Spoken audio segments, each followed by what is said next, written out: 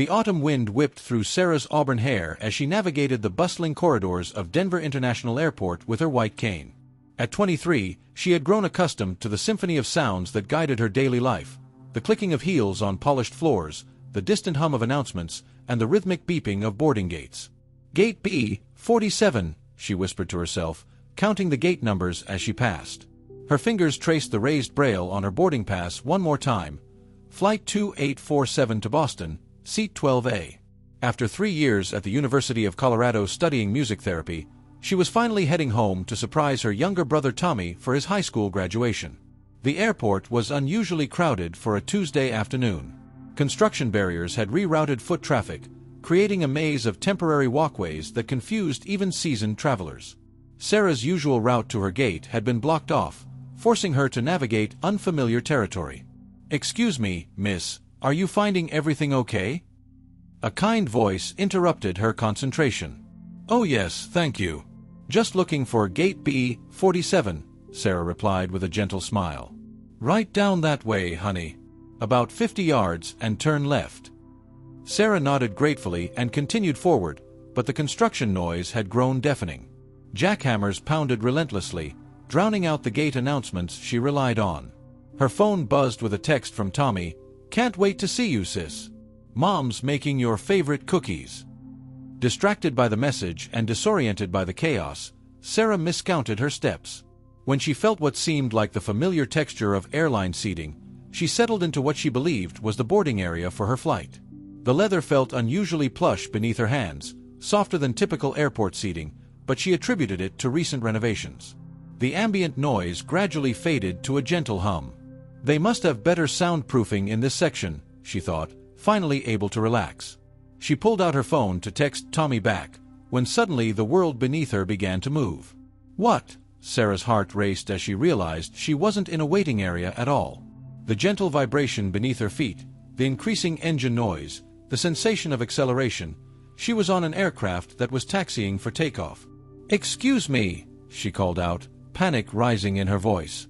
"Excuse me, I think I'm on the wrong plane." "Ma'am." A professionally trained voice approached her. "Ma'am, how did you get on board?" Sarah's face flushed crimson. I was waiting for my flight to Boston. Gate B, 47. I must have gotten turned around with all the construction." The flight attendant, Maria, had worked in private aviation for 15 years, but she'd never encountered anything like this. The young woman before her was clearly distressed, clutching a commercial airline boarding pass while sitting in the cream-colored leather seat of a Gulfstream G650. "Sir." Maria approached the front of the cabin where a tall man in his early 40s sat reviewing documents on his laptop. "We have a situation." James Mitchell looked up from his quarterly reports. As the CEO of Mitchell Technologies, a company specializing in assistive technology for people with disabilities, his schedule was meticulously planned.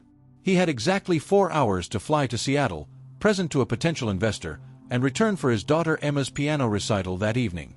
"What kind of situation?" His deep voice carried a slight edge of impatience. "There's a young woman in 3A. She's blind, and she accidentally boarded our aircraft thinking it was her commercial flight." James closed his laptop and walked toward the back of the plane. He observed Sarah for a moment. Her hands were trembling slightly as she tried to process her situation, but her posture remained dignified despite her obvious embarrassment. "Miss." James's voice was gentler than Maria expected. "I'm James Mitchell. I understand there's been some confusion." Sarah turned toward his voice, her cheeks still burning with humiliation. "I am so sorry. I know this is probably costing you time and money. The construction at the airport mixed me up, and I thought I was sitting in the gate area. I'll get off immediately and find my actual flight." James studied her for a moment. There was something about her composure under pressure that impressed him. Despite being in what most people would consider a mortifying situation, she was apologizing for inconveniencing others rather than making demands. "Where were you headed?" he asked. "Boston. My brother's graduating high school tomorrow, and I wanted to surprise him." Her voice wavered slightly at the mention of missing such an important moment. James glanced at his watch, then at his phone showing several urgent messages from his assistant about the Seattle meeting. The logical choice was clear: have the plane return to the gate, let her off, and proceed with his schedule. But something made him pause.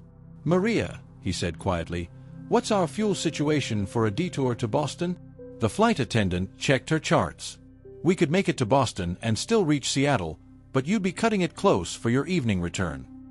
James looked back at Sarah, who was still clutching her boarding pass, probably calculating how much her mistake would cost her, rebooking fees, potentially missing the graduation, disappointing her family. "Miss, I'm sorry, I didn't catch your name." "Sarah. Sarah Chen." "Sarah, how would you feel about flying to Boston in something a bit more comfortable than your original seat?" Sarah's initial shock gave way to cautious disbelief. I couldn't possibly. You don't even know me, and I've already disrupted your entire day." James settled into the seat across from her, his decision made. "Actually, you might be exactly the person I need to meet today. I'm heading to Seattle to pitch assistive technology solutions to investors. Having the perspective of someone who actually uses these technologies could be invaluable." Maria watched the exchange with growing interest. In her years of working with high-profile clients, she'd seen plenty of wealthy individuals make grand gestures for publicity or ego. But there was something different about Mr. Mitchell's demeanor, a genuine curiosity rather than performative charity. "But what about your meeting?" Sarah asked, her voice still uncertain. "It's at 6 p.m. Seattle time. If we land in Boston by 3 Eastern, I can still make it." James pulled out his phone. "Maria, contact Logan International. We'll need clearance for an unscheduled landing." As the Gulfstream climbed to cruising altitude, Sarah found herself in a conversation unlike any she'd had before. James wasn't treating her disability as either inspiration or tragedy, two responses she'd grown tired of encountering. "Tell me about your experience with assistive technology," James said, settling back into his seat. "What works, what doesn't?" Sarah laughed, finally beginning to relax. "How much time do you have? Because I could write a book about poorly designed solutions created by people who never actually consulted anyone who's blind." 4 hours, James replied with a smile she could hear in his voice. "I'm all ears." What followed was a masterclass in user experience from someone who lived it daily. Sarah described navigation apps that provided useless directions, screen readers with robotic voices that missed emotional context, and public transportation systems with announcements that assumed everyone could see the visual displays. "The worst part," Sarah continued, accepting a cup of coffee from Maria, "is when designers think they're being helpful by making everything beep. My apartment would sound like a smoke detector factory if I used half the devices people have recommended." James found himself taking notes, not for his business, but out of genuine fascination. What about positive examples? What technology actually improves your daily life? Sarah's face lit up. "My phone's voice assistant is incredible for scheduling and quick questions. There's a navigation app called Soundscape that uses 3D audio to help me understand my surroundings. And believe it or not, some of the best innovations come from gamers. They've developed amazing audio cues for gameplay that translate perfectly to navigation." The conversation flowed naturally from technology to music, education, and dreams. Sarah shared her passion for music therapy, describing how she helped children with autism express themselves through rhythm and melody. James talked about his daughter Emma, who struggled with dyslexia, and how that challenge had sparked his interest in assistive technology. "She's brilliant," James said, his voice filled with paternal pride and concern. "But traditional learning methods made her feel stupid. It took us years to find approaches that worked for her brain." "That's exactly what I'm hoping to address with music therapy," Sarah replied. "Music bypasses so many of the barriers that traditional communication creates. I've seen nonverbal children suddenly express complex emotions through rhythm." As they flew over the Midwest, their conversation deepened. James found himself sharing business frustrations he'd never voiced to his board of directors, while Sarah opened up about the isolation she sometimes felt in a world designed for sighted people. "People either assume I'm helpless or that I'm some kind of superhero for doing normal things," Sarah said, gazing out the window at clouds she couldn't see but could feel the plane moving through. "I just want to be seen as a person who happens to be blind, not defined entirely by it." James nodded, understanding the sentiment from his daughter's experience with learning differences. "Emma says something similar. She wants her dyslexia acknowledged as part of who she is, but not the only thing people see. Maria, who had been discreetly observing their interaction while managing the flight service, was struck by how naturally they communicated. She'd served countless business partnerships that felt forced, but this felt like two people genuinely connecting over shared purpose. "Can I ask you something potentially inappropriate?" Sarah said with a mischievous smile. "Shoot. How old are you, and are you married?" James burst out laughing. 42, and divorced for 3 years. "Why?" "Just curious. Your ex-wife's loss, by the way. This is the most interesting conversation I've had in months." The compliment caught James off guard. In his world of board meetings and investor pitches, conversations were typically transactional. Even his social interactions often felt performative. Sarah's directness was refreshing. "What about you?" he asked. "Boyfriend waiting in Boston?" "Nope. Turns out a lot of guys get weird about dating someone who's blind. They either want to save me or they're afraid I'll be too much work." Sarah shrugged. "I've learned to value my independence more than settling for someone who can't see past my disability." As they began their descent into Boston, both realized how quickly the time had passed. What had started as an embarrassing mistake had evolved into something neither had expected. "Sarah," James said as the Boston skyline came into view, "I have a proposition." Logan International Airport in Boston was experiencing its typical afternoon rush as the Gulfstream touched down. Sarah felt the familiar flutter of landing, but everything else about this arrival was surreal.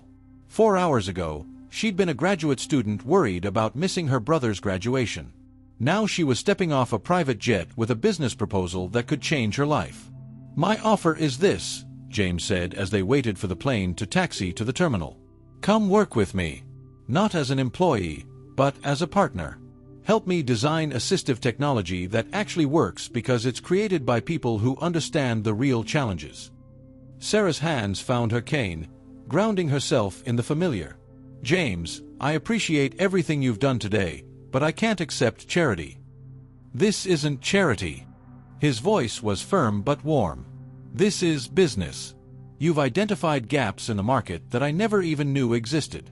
You understand user experience in ways my entire development team doesn't. I need your expertise." Maria began gathering the remaining service items, but she couldn't help listening to the conversation. In 15 years of private aviation, she'd witnessed countless business deals, but this felt different, more personal, more meaningful. "What exactly are you proposing?" Sarah asked. 6 months, initially. Come to Denver, work with my team, help us develop products that actually serve the blind and visually impaired community. Full salary, equity stake if the products succeed, and complete creative control over the user experience design. Sarah's mind raced. Her master's program was finished, her thesis defense completed just last week.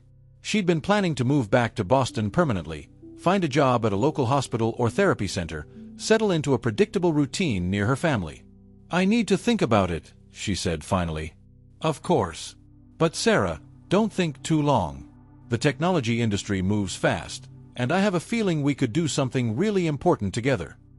The plane came to a stop, and the cabin door opened to reveal the familiar sounds and smells of Boston: car exhaust, sea air, and the distant rumble of subway trains. Sarah's phone immediately began buzzing with messages from Tommy and her parents. James handed her a business card with raised lettering and braille. "My personal number. Call me within a week." Sarah nodded, still processing everything that had happened. As she prepared to disembark, Maria approached her. "Miss Chen, I've been flying Mr. Mitchell for 2 years, and I've never seen him connect with anyone the way he connected with you today. Whatever you decide, don't let fear make the choice for you."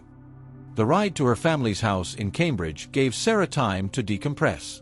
Her Uber driver, a chatty college student, had no idea his passenger had just experienced the most surreal day of her life. "You visiting family?" he asked, navigating through late afternoon traffic. "Something like that," Sarah replied, smiling at the understatement. The Chen family home was exactly as she'd left it, her mother's garden struggling against the New England spring, the front steps that still squeaked on the third one up, the sound of piano music drifting from Tommy's practice session inside.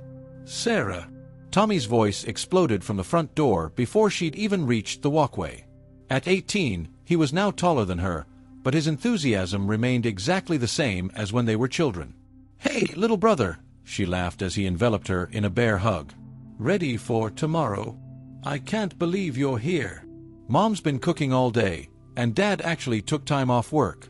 This is perfect."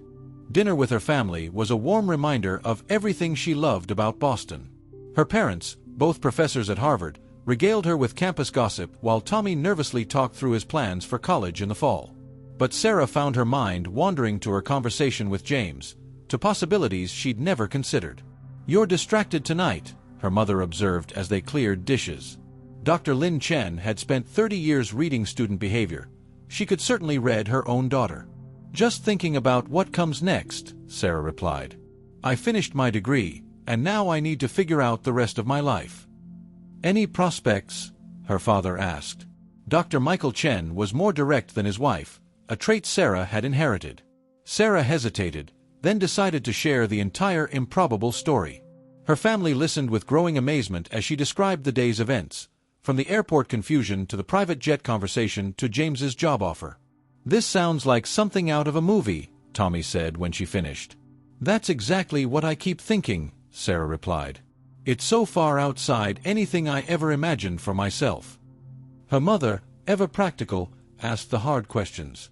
"What do you know about this man? About his company? About the technology industry?" "Not much," Sarah admitted. "But Maria, the flight attendant, she said something that stuck with me.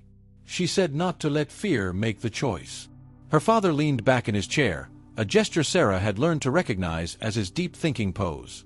"Sarah, you've spent your entire life adapting to a world that wasn't designed for you. Maybe it's time to help design a world that works better for everyone."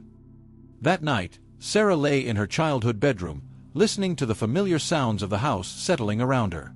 Her phone sat on the nightstand with James's business card beside it.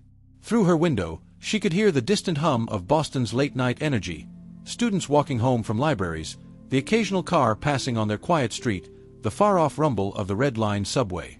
She thought about her conversation with James, about the passion in his voice when he talked about creating technology that actually helped people. She thought about her own frustrations with poorly designed assistive devices, about all the time she'd wished she could tell developers what users actually needed. Most of all, she thought about the moment on the plane when James had asked about her experience, not as inspiration or tragedy, but as expertise. When was the last time someone had valued her perspective not despite her blindness, but because of the unique insights it provided?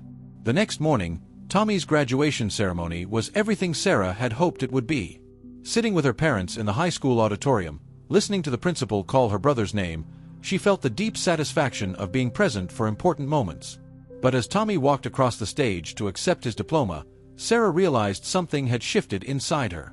The life she'd planned, safe, predictable, close to family, suddenly felt small compared to the possibility James had presented. After the ceremony, during the family celebration at their favorite restaurant, Sarah's phone buzzed with a text from an unknown Denver number. "Hope Tommy's graduation was perfect. Still thinking about our conversation. The offer stands. James." Sarah smiled, typing back, "Graduation was beautiful. I've been thinking too. Can we talk tomorrow?" Her mother noticed the smile. "Good news." Sarah nodded, her decision crystallizing. "I think I'm about to take the biggest risk of my life." "And how does that feel?" her father asked. Sarah paused, considering the question seriously. For most of her life, she'd focused on managing risks, on proving she could navigate a world designed for sighted people. The idea of stepping into something completely unknown, of helping to create rather than just adapt, felt terrifying and exhilarating in equal measure. "It feels like flying," she said finally. 3 months later, Sarah stood in the Denver offices of Mitchell Technologies, her fingers tracing the raised lettering on her new business cards. Sarah Chen, Director of Accessibility Innovation. The mistake that had put her on the wrong plane had led her to exactly the right destination. The assistive technology products they were developing together, navigation systems with intuitive audio cues, educational software that adapted to different learning styles, communication devices that preserved emotional context, were already generating interest from major tech companies. But more than professional success, Sarah had found something she hadn't expected, a true partnership with someone who saw her strengths rather than her limitations, who valued her perspective rather than pitying her circumstances. James had been right about one thing: they were doing something important together. And it had all started with a mistake that turned out to be exactly where she needed to be. As Sarah often told people who asked about her unusual career origin story, sometimes the best destinations are the ones you never plan to reach.